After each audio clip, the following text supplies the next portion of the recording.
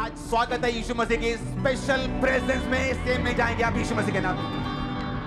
मैंने कहा आप सेम वापिस नहीं जा रहे हो यीशु मसीह के नाम में।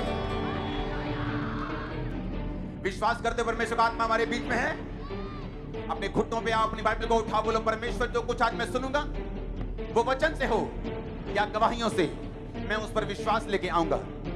ऊंची आवाज में मांगेंगे, परमेश्वर मेरे अविश्वास की आत्मा को दूर कर। ऊंची आवाज में यीशु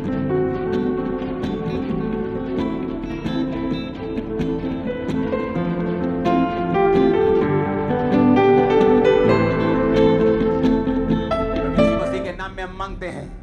आमीन होना चाहिए आशीष आपके। Hallelujah hallelujah hallelujah. सुनो मेरी बात, बाइबल में एक आयत लिखी, उसने कहा वो आत्मा जो यीशु मसीह के अंदर बसता था, अगर वो तुम में होगा तो जिस आत्मा ने यीशु मसीह की मुर्दा देह को जीवन दिया, वो तुम्हारी मुर्दा देह को जीवन क्यों नहीं देगा? आप मेरी बात समझे कि नहीं? दूसरा कुरिन्थियों 3 उसकी 17 आयत स्क्रीन पे पढ़ेंगे। लिखा, प्रभु तो आत्मा है, जहां कहीं प्रभु का आत्मा है वहां स्वतंत्रता है। मैं थर्सडे पहला पार्ट में मैंने समझाया कि पवित्र आत्मा क्यों जरूरी है। वो युक्ति का आत्मा है, वो आपको युक्ति देता है आपके बिजनेस के लिए, आपकी सेवा के लिए। शैतानी युक्ति नहीं जो लोग कॉपी मार मार के ले लेते, वो युक्ति नहीं। ओरिजिनल युक्ति परमेश्वर आपको देता है। वो आपको युक्ति का आत्मा है, वो पराक्रम का आत्मा है, वो दलेरी का आत्मा है, वो डर को भगाने वाला आत्मा है, वो सामर्थ का आत्मा है। अगर वो आपकी जिंदगी में हो तो बाइबल कहती है आपकी जिंदगी में फिर आजादी होगी, क्योंकि जहां कहीं प्रभु का आत्मा है, दूसरा कुरिन्थियों 3 उसकी 17 आयत पढ़ेंगे, वहां क्या है? वहां आजादी है। हालेलुया। जहां कहीं परमेश्वर का आत्मा है वहां क्या है?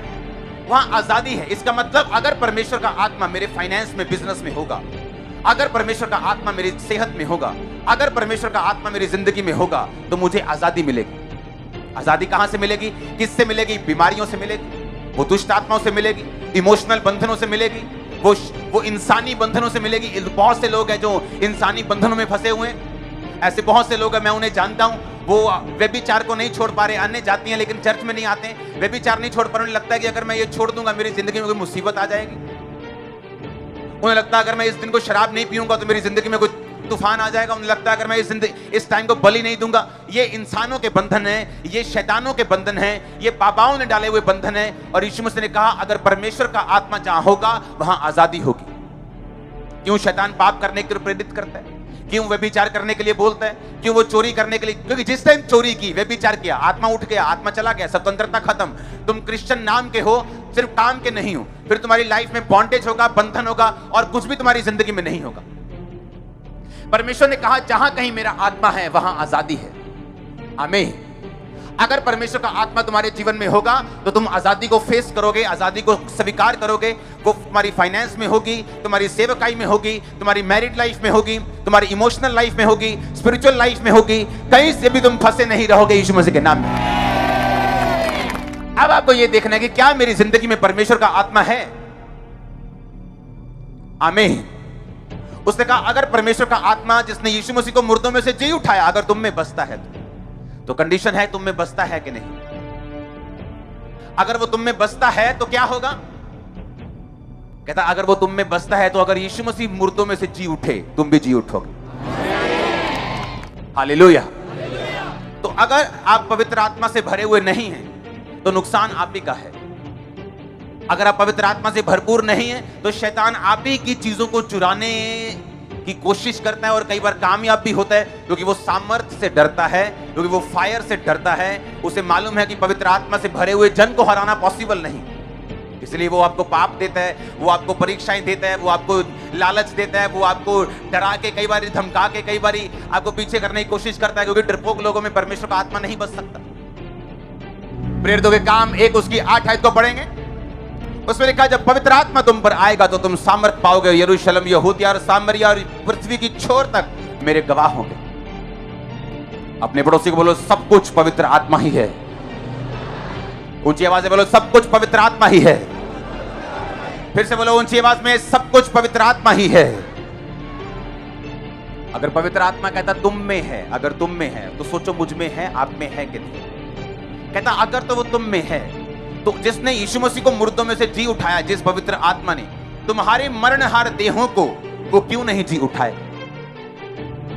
फिर से पढ़ेंगे 2 कुरिन्थियों 3:17, जहां कहीं परमेश्वर का आत्मा है, कहता परमेश्वर तो आत्मा है, वो शरीर नहीं, लेकिन वो तुम्हारे शरीर में बसता है। आमीन। परमेश्वर ने यूहन्ना 14 में कहा था कि वो पवित्र आत्मा तुम्हारे साथ रहता है, चेलों को बोला था, लेकिन बाद में ये तुम में होगा। यानी यीशु मसीह का मतलब था कि पवित्र आत्मा तुम्हारे साथ रहता है क्योंकि मैं ही पवित्र आत्मा हूं, मेरा ही आत्मा है, जो यहोवा का आत्मा है मैं ही हूं। सूर्य, उसका प्रकाश, उसकी गर्मी, तीनों अलग अलग, लेकिन सूर्य एक ही है।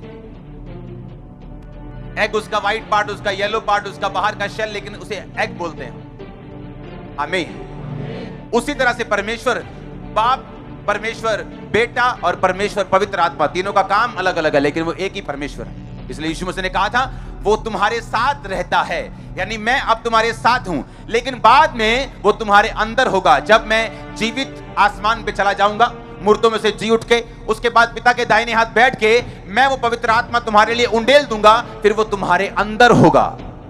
आज वो हमारे अंदर है। यीशु मसीह ने कहा था जो कोई प्यासा है तो मेरे पास आओ, मैं तुम्हें वो पानी दूंगा, वो तुम्हारे जीवन में अनंत जल का, जीवन जल का वो सोता बन जाएगा। ये किसके बारे में परमेश्वर बोल रहा था? पवित्र आत्मा के बारे में। अगर तू प्यासा है, तू जानता, इंसान जितना मर्जी घूम ले, वो अपने कैरियर में कामयाब हो जाए, वो बड़ा स्टार बन जाए, वो छोटा स्टार बन जाए, वो बड़ा बिजनेसमैन बन जाए, बड़ा जॉब वाला खब्बी खान बन जाए, लेकिन हमेशा खाली फील करता है। अंदर का वैक्यूम कोई भरता नहीं। अंदर की बेचैनी ना पैसा खत्म कर पाता है, ना परिवार खत्म कर पाता है, ना लोग खत्म कर पाते हैं, ना पैसा खत्म कर पाता है। टीवी पे देखते हैं, अच्छा मालदीव, वाह बड़ा मजा आएगा, मालदीव जाके भी देख लेता है, मजा नहीं आया, अभी भी खाली है। अच्छा अमेरिका जाके भी, अच्छा नाइक के डाल लेता है, अच्छा जॉर्डन के डाल लेते हैं, अच्छा फॉर्च्यूनर ले ली, अच्छा मर्सिडीज भी ले, तभी भी खालीपन भरता है परमेश्वर का आत्मा, ना कि कोई मटेरियल, ना कि कोई जिस्मानी आशीष।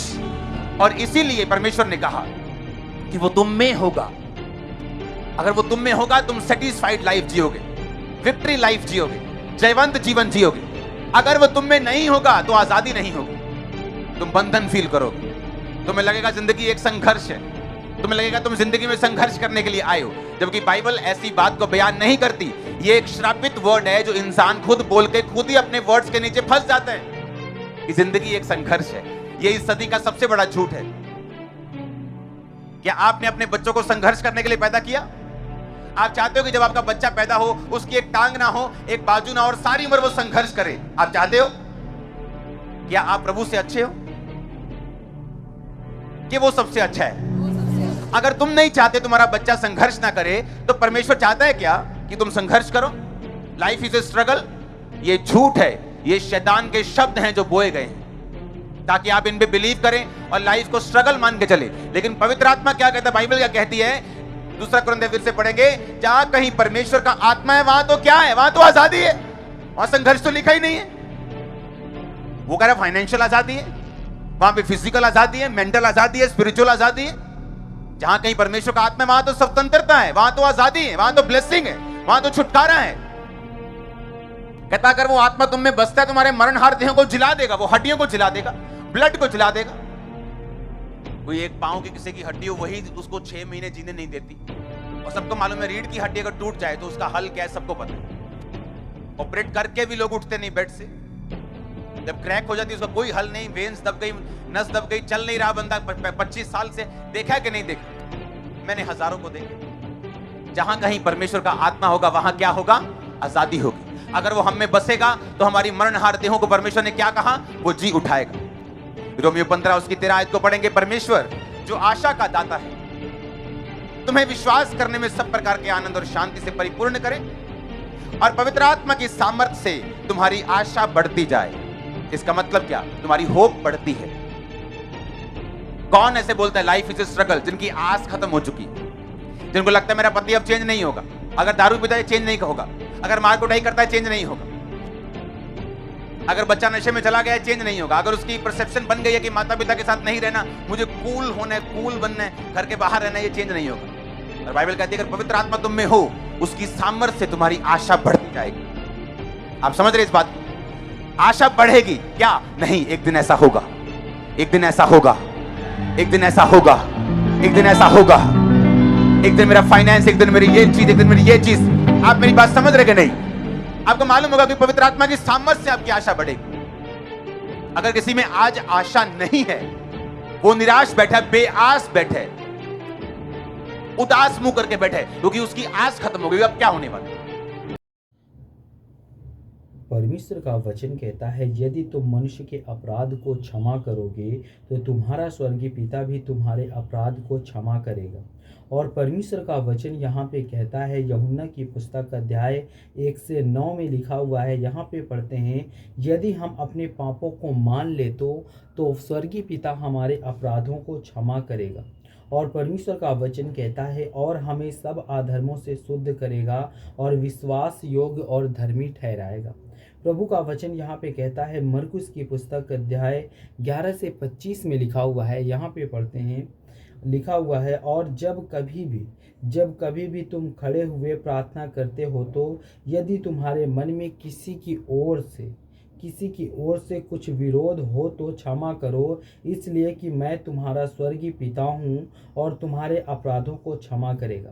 प्रभु कहता है कि जब आप विश्वास रखना सीखोगे, प्रभु के वचन के तहत अपने जीवन को मजबूत करना सीखोगे, तो प्रभु आपको बहुत सारी समस्याओं से और बहुत सारी दिक्कतों से छुटकारा दिलाएगा, आपको हर एक बंधन से आज़ाद करवाएगा और आप अपने जीवन के सारी निराशाओं को और सारी दिक्कतों को और सारी प्रॉब्लमों से छुटकारा पा सकते हो। और परमेश्वर का वचन यहाँ पे कहता है, कुलुसियों की पुस्तक अध्याय 3 से 13 में लिखा हुआ है। यहाँ पर पढ़ते हैं, और यदि किसी को किसी पर दोष देना हो या कोई कारण हो तो एक दूसरे की सलाह लो और एक दूसरे के अपराध क्षमा करो, जैसे प्रभु ने तुम्हारे अपराधों को क्षमा किया है। प्रभु का वचन यहाँ पे कहता है उन सभी मसीह भाई बहनों के लिए जो आज अपने जीवन में इन सभी चीज़ों से निराश रहते हैं, हताश रहते हैं, परेशान रहते हैं और इस बात को सोचते रहते हैं कि हमारे जीवन में प्रभु क्यों नहीं काम आता, प्रभु हमको बहुत सारी समस्याओं से क्यों नहीं आज़ाद करता, हमारे सारे बंधनों को क्यों नहीं तोड़ता। क्योंकि मेरे प्रियो, प्रभु कहता है कि आप लोगों को अपने जीवन में क्या कहना है, एक दूसरे के अपराधों को क्षमा करना है। जब तक आप लोग एक दूसरे के अपराधों को नहीं क्षमा करोगे, तब तक आपकी प्रार्थना और विनती को नहीं सुनेगा। तो God bless you all of you. आमीन। नेक्स्ट वीडियो मिलता हूँ दोस्तों।